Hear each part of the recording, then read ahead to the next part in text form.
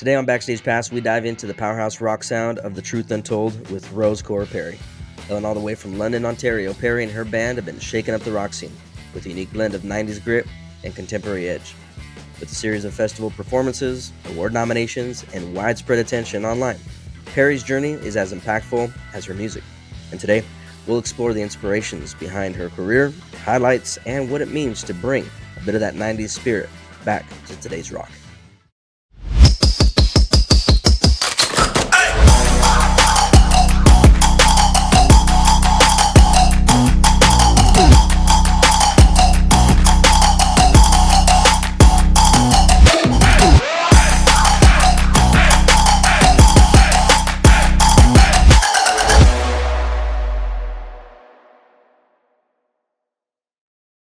Rose, how you doing today? I'm well, thanks. How are you doing? I'm doing phenomenal. Thanks for joining me on this No, wonderful. thanks for having me. The winter weather hasn't yet hit here in Canada, so we're all good. I will be in a Yeah, good mood until the snow starts to arrive. exactly. Now over here we're starting to drop over here in temperature too, but we haven't got hit too hard yet, so I'm relishing in the fall weather still, if you want to call it that. Oh, But 1000%. I mean, the leaves are beautiful. They're turning those beautiful autumn colors, the rich reds and yellows and everything. It looks very vibrant, but I am yeah, 100% not looking forward to snow. I say that as a proud Canadian. I deal with this every year, but it still doesn't get any easier. I'm sure. Yeah, and you guys get a little bit colder than me. I'm in Idaho, but still, you guys are a little colder than myself. So for listeners that are tuning into this right now, where in Canada are you located? Yeah, so my band is based actually out of Hamilton, Ontario. Hamilton's probably not that well known for American folks such as yourself, but Mhm. essentially we're between Toronto and Windsor, or Toronto and Detroit. Gotcha. Okay. Yeah. And so the band, was it formulated in that region or somewhere else? Or Yeah, so I'm originally from London, Ontario, but as it Mhm. happens, just the two talented folks that I've got joining me in the project, my bassist Jesse Tainton and my drummer Steve. I can't pronounce his last name, but it's Skirtish, something like that. It's terrible. I feel awful, but I screw it up every We time. won't tell them. It's okay. No, I just told like the world publicly, but it's Yeah. fine. They're both based out of Hamilton, and basically the magic of social media is how we ended up all connecting, and through mutual friends also in the music scene. And so yeah, they're really fabulous to work with. So we kind of base ourselves out of, I guess, southwestern Ontario. But Okay. ironically enough, we actually spend most of our touring season in the US. So despite Oh. us being Canadian, the majority of our tour dates have historically been in the States, including our past tour this summer. Mm. So talk to me about that. This last tour this summer, like, how did that go for you guys? It was awesome. It Yeah. was intense. It was basically we tour kind of from late April until sort of the end of September. Again, trying to take advantage of all the beautiful summer weather while we can, and Mm. all the wonderful festivals that we can play. So we play a lot of kind of outdoor family friendly events. We're a rock band, but we're a family friendly rock band. We're not controversial smashing TVs and hotel rooms, that kind of thing. Yeah. Um, and so we play a lot of festivals, and so we're everywhere from Wisconsin to Wilmington, Delaware, to Buffalo, New York, to Lansing, Michigan, and various places in Ohio, and everywhere in between. So it was a pretty Gotcha. intense grind there for a couple months. And now as the weather starts to cool, we're going to go into hibernation and start working on some new material for the following season. That's awesome. Yeah, Yeah. that's cool. How far west have you guys made it? You guys made it as far in the States at I all? mean, in earlier years, yeah, like we've played Los Angeles before, so we played Winter NAMM actually as a showcase because I'm sponsored with Black Star and now Mhm. Reverend Guitars, and so Black Star Amplification had us out and we played the Whiskey a Go Go in Los Angeles, which was That's super awesome. cool. It's kind I of bet. like the making of legends have definitely played there, Right. so it was a pretty tremendous honor to be able to play the Whiskey and have that kind of on the resume for sure. Yeah, that's cool. You Yeah. know, for those that are just tuning in for the first time and listening to this and, wonder who you are, etc., I wanna kinda describe, if you would. It's always tough when people try to, like, label your music sometimes too. For sure. But nonetheless, you've probably heard it a ton and your influences probably blend into this, but, um, I want you to explain, like, what you would say your music is versus me saying, "Hey, it's a combination of '90s rock with alternative," etc. Like, what do you describe your music as? Well, that was actually a pretty good synopsis right there, so give Yeah. yourself credit for that. I mean, I Okay. think the thing with music, and I hate to, try to give a cop-out answer, I promise I'm not, but Sure. music is so subjective. Any form of art is subjective, and so essentially, when we listen to something we haven't heard before, ultimately, we hear what we want to in it. With Mm, that said, I would say there's kind of general tendencies in terms of how we are labeled genre-wise. So I would consider us kind of a hard rock alternative band, but instead okay. of just being hard rock alternative, because I've got a classical voice, vocal background as Mm, a trained classical singer, the vocals are really, really melodic. So it almost has like pop melodies, but merged with alternative and hard rock. So I oftentimes get comparisons vocally to people like Pat Benatar or Alanis mhm. Morissette, even Nora Jones, believe it or not. Wow. But then you kind of are combining that with that 90s alternative sensibility, bands like Nirvana or Silverchair or Mhm. Veruca Salt. And something that I'm very, very keen on is having like really, really impactful, dynamic, heavy instrumentation, but still pretty melodies that get stuck in your head. So I like to Mhm. think it's kind of the best of both worlds, having the combination of those two things. Nice, nice. Yeah. Speaking of some of those influences then, like, what are some of the standout ones that you'd say you've been able to share a stage with? Are there some that you've been able to rub elbows with? Like Yeah, I mean, it was a pretty tremendous honor to be able to open for Joan Jett back in the day when she mm, headlined Warped Tour. That was with a different project, but I mean, meeting her backstage, and I have a hilarious story about that actually. yeah. So Joan Jett looks almost like the spitting image of my biological mother, just with heavy dark eyeliner and a leather jacket. Wow. My mom wouldn't rock that kind of style, but they Uh-huh. look very similar. They really Wow. do, and so I'm standing here, I'm backstage at Warped Tour, and I'm talking to Joan Jett, and I'm having this bizarre kind of moment where I'm like, I know I'm talking to a rock star. Yeah. She looks like my mom, and I'm feeling very confused right now. Uh-huh. It was just kind of a surreal experience. Beyond that, the Truth Untold, we got to open for Smash Mouth, which was pretty damn cool. Yeah. This past summer, one of the highlights of our whole tour, we got to open for Josie Scott's Saliva when we played in Indiana. So we've definitely had the honor of sharing the stage with some phenomenal legends and people that, a lot of people aspire to be and a lot of people look up to and certainly don't take any of those opportunities for granted. Sure. Yeah. When somebody brings these comparisons to such notable acts, that have existed for decades now, do you find yourself I mean, do you see it as an honor or do you see it as, man, I don't want to be compared because I'm trying to carve out something different? Like, how do you approach that? Yeah, and that's a fair question. I mean, I think it's always an honor if somebody's meaning it in a flattering way, right? I mean, Hmm. obviously, if they have respect and admiration for this artist and they're saying that they can see a piece of that in what you do, I think that it's a tremendous honor.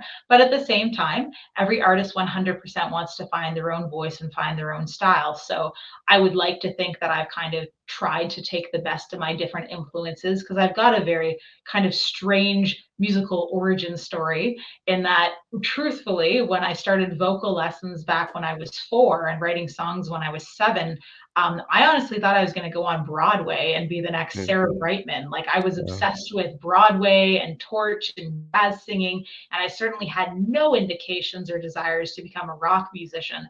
That just sort of happened. I got asked to join a band, and I'm like, what the heck? I mean, Mhm. I have no aspirations to do rock and roll. And then the moment I started finding my footing as a rock frontwoman and writing songs and teaching myself to play guitar, I'm like, wow, okay, this is actually my purpose. This is where I'm meant to be. And so combining those backgrounds has sort of given me a bit of a weird perspective because I'm not a traditional rock musician. I mean, I don't drink, I don't do drugs, I'm Mhm. vegan, I'm very tame. I like going to bed at like 10 at night. Like nothing about me screams rock and roll lifestyle wise. Wow. Damn, I love distortion. I love being mildly obnoxious on stage. And I think Uh-huh. the thing about rock music that is so cool is that it's such a visceral experience. when you're playing and when people are relating to what you're doing as a songwriter, and like your lyrics resonate with them, or the way that you compose a melody or put together instrumentation, like it hits them in the gut, and you know that it's a really, really real, impactful kind of sensibility. So that's not to diminish other genres of music by any stretch of the imagination, but there's something really, as I said, kind of authentic and raw about rock music that I think just hits people in a really impactful way. And so I never intended to become a rock musician. It just kind of happened. And so I've got all these weird influences that I've amalgamated to make me the artist that I am. Yeah, wow, that's cool. Speaking of how you've been able to do that and jumpstart, your career in this vein, you got a couple tracks that have really garnered some notoriety. I would say one of those being "Not My Time," if Yes. right. And talk to me about that specific track, and not only the release of it along other, notable names, but kind of how that impacted your trajectory as well as an artist and as a band. 100%. So I mean that track is significant for a couple of reasons. So obviously it goes without saying that COVID, everybody took a hit, Yeah. whether you're a musician or not. I mean, it affected us all in tremendous ways, emotionally, psychologically, socially, financially. In so many ways, people were impacted. Right? Could have been a job loss. It could have been losing your social life. It could have just been taking a toll by being isolated from people. And so the inspiration behind that track, first and foremost, a couple things happened. So number one, I couldn't tour as a musician. I missed that whole connection with people. Mm, And as much as people try to encourage things like live streaming, it's not the same. It's not right. the same for the audience, and it's certainly not the same for the musician. And just not being able to have that connection, it felt like a piece of my heart was missing during those Mm, couple of years, because I couldn't go out there, I couldn't perform, I couldn't connect with people. At the same time, my family was going through a crisis because my older brother passed away due to cancer. mm, So obviously, not even my mom wasn't even able to come up from the States during that time when wow. he was on his deathbed. So that was a tremendously emotional time for my family. And so all those factors together is what combined to inspire the song. And then on top of that, I also got COVID myself, and I was really, really scared. And Mm, I can't say if I was just scared because of the crazy symptoms that I was going through, or if it was also kind of the media sensationalism of everything, because mhm, psychologically, kind of the messages that we're putting out there were so fearful and so divisive. So yeah. all of those things came together and inspired me to write this song. And when I released it, not only did it reignite the band, because we had basically ceased to exist for 2.5 years. We couldn't do anything, we couldn't make Mm, the impact that we wanted to. But I realized that the song that I'd written was so much more powerful beyond just me kind of putting my own personal experiences into the lyrics. I had so many people from all over the world reaching out to me saying how much the lyrics meant to them, and how much the impact of the song made a difference for them, and how it helped them get through their own traumas and their own struggles. It's like, as a songwriter, you can't ask for a greater honor. And then on mm, top of that, it ends up getting picked up by like 50 radio stations all across the US, over 100,000 views on YouTube. I'm like, well, we're gonna yeah. have a comeback. I guess Uh-huh. that's how you do it. But I mean, that's kind of the power of music, and that's kind of the power of art, right? I mean, we're just a little independent band. We're not signed to a major label. We don't have millions of dollars behind us, but obviously what I put out there in the world is something that the world was needing at that time. So I'm damn Yeah. proud of that. Yeah, That yeah, that's awesome. Speaking of, these messages that you're able to craft in your music and how you're connecting with fans, because it sounds like that's a big part of the artistry for sure. of is how you connect with people, both not just in the music, but the live performance sector as well. Hmm. And you often see within rock and alternative music like these very powerful messages that are crafted within them. Like, do you find yourself coming up with specific themes that are like closest to you, and that's what you end up crafting together, and that's what ends up coming out and what you're sharing with audiences? Or how is it that you come about with the songwriting process and the music that you're crafting? I mean, I wish I could tell you there's a secret sauce. There isn't. Okay. Honestly, my songwriting is organic. It's just Mm, it's what it is, right? Like I'll just be sitting there one day and maybe I'm stewing in my emotions for whatever reason. I mean, mhm. I'm a pretty emotional person. Most artistic types are. We kind of wear our hearts on our sleeves, and I find that my dark emotions, when I'm really really sad or when I'm very very angry and kind of ignited about something, that's when my songwriting juices start to flow. And Mm, it starts out with just hearing kind of the beginning lyrics to something and a melody come into my head. I don't ever try to force it. I just let it come out the way that it wants to, organically, and just being really authentic.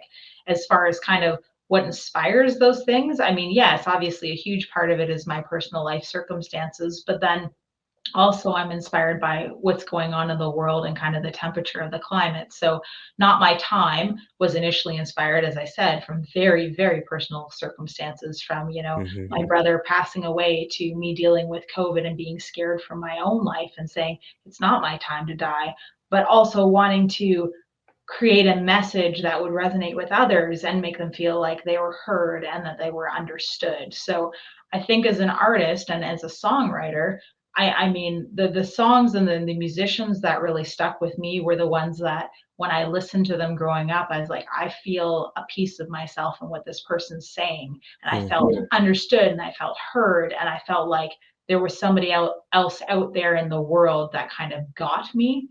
And I try to do the same thing as a songwriter because, as I said, I think music is very very powerful. I think it's kind of a universal language that can break down barriers between people and just really really make an impact. A song can save lives. It truly can. absolutely. Yeah. Yeah.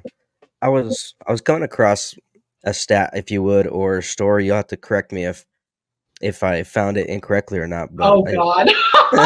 Are you taking up dirt on me already? hey, I had to do a little bit of research. I don't call it dirt though. This is like a pretty cool accolade because, I mean, outside of the music space, it sounds like you're also gaining a reputation, um, for more than just music necessarily. But Right. this specific one, I mean, I found out that there was a Guinness World Records that Yes. that you were part of in some form, right? The longest concert by multiple. Is that right? Yeah, you're 100% right. I mean, it's Okay, pretty damn cool. Yeah, we are that is cool. legitimately Yeah, I part of seen that, and I the was like, Guinness World. "Oh I wish snap! I got to I talk." have it. I have it in my studio downstairs, but I can show you the plaque and everything. It Really? legitimately Okay, exists. Yeah, that's awesome. You have to send me a picture so I could like put that in here and I will. include that. I will for sure. So, That- long story short, there were a bunch of Americans, I believe, that were holding a record for having the longest concert by multiple musicians, which was like days long, and this was an existing record. Well, a bunch of Canadians were like, well, no, we're going to challenge that. Right. They're based around the greater Toronto area, and essentially they were recruiting bands to participate, but they were also being Mm, selective with the bands that they wanted to take part in this, just because they wanted to make sure that it was going to be professional, it was going to fulfill all the rules and the obligations of the actual Guinness committee, so that it could be taken seriously as a contestant for this potential award. yeah. So we submitted, we're like, why not? Sounds like a cool opportunity. And it's super cool to be able to literally take part in a piece of history. We got accepted to perform. There were time slots. We luckily enough played at something like 8 at night or whatever, but there were time slots at like 4 in the morning because Oh this had man. to be an ongoing, continuous thing for days on end. And I Uh-huh. cannot even imagine If how you'd have got that one. exhausted the coordinators would. Oh man, I I know. would have just like collapsed and been a zombie for probably a month after that. But sure enough, we secured the title, and all the bands that participated were able to get a plaque kind of commemorating the occasion and saying that, hey, you're officially part of the Guinness Book of World Records. So we were Wow. one of 400 bands to perform. And I think we had oh God, this was a couple of years ago, but I think it was maybe like a 45-minute set or so, and you Mm, just played. You couldn't even have like extensive talking breaks because it had to be continuous music. So you just got up mm, there and you gave her, and backline was provided, and you just rocked. And then the next band went on, and it was a wow. super cool community experience though, to see everybody coming together and supporting each other, and super cool to be able to participate in that. Yeah, that's awesome. That's Yeah. something you can definitely hang on your wall. You got the plaque to prove it. You said, huh? You can. Hell yeah, I do. I will send you a photo. I brought it. I have it in my other studio space. Yeah, that's awesome. That's awesome. It reminds me of a couple things because as an indie musician, if you want to say, right, like you said, you don't got millions in the bank. pushing you. You don't got major record labels that are backing you per se. Right. But you've been able to figure out your way somehow by doing what you're doing, right? And it's not always the easiest thing for people. So I want to, ask you about some practical advice for Sure. an independent artist. Like as yourself, you've received commercial airplay, Mhm. obviously the press features that you're getting, from a business side. Like, how do you specifically approach, the business side of music with networking, with promotion, with these kind of opportunities such as this, right? That we just got done talking about. Yeah. How do you guys work that together as a band, or is that you? How does It's that come? me. It's me as the front woman and then the founder of the project, and that's fine. But my band members are super supportive, and they're always have their eyes and kind of ears to the ground too for opportunities that we can participate too. Honestly, it comes down to one word, and that's just persistence. Mm, It's that simple. I mean, you really have to have a thick skin working in the music industry, especially as a woman in mm, rock. yeah, We are kind of a rarity, to be honest. yeah, I mean, there's more of us now than there certainly were when I was getting started. But I mean, don't kid yourself; it's still an upwards battle at times. But honestly, I think it's persistence, but also being polite and professional, right? So there's a huge difference between being like, "Hey, dude, we're awesome. Give us a chance," versus, "Hey, this is what we're all about. Would really appreciate and be honored if you're willing to consider us for this or this," and just following up and kind of keeping tabs on people and showing interest reciprocally in terms of what they're doing and what they're all about as well. So mm, polite persistence to be a Canadian, so to speak, and just always making sure that you're treating people with respect and treating them the way that you want to be treated. I mean, there have been tons of gigs where maybe things didn't go exactly how we would have wanted sound wise, but I'm certainly mhm, not going to be ripping somebody a new one publicly and being inappropriate like that. So I think it's kind of just acknowledging that, hey, we're all in this together, all trying to do the best that we can and keeping it professional and being persistent and doing the best that you can. And at the end of the day, the worst that can happen is somebody says no. But if you never ask and you never try, you're never going to know. yeah, that's great. That's good insight. Yeah, I Yeah. appreciate that. Looking ahead for what's on deck for you guys here. I mean, you've been able to hit, top 10 talent in Canada. You're performing in front of, tens of hundreds of thousands of fans or audiences. What's next on deck for the Truth Untold and what you're working on? Because earlier you alluded to some projects that are in the works, etc. What do you got on deck?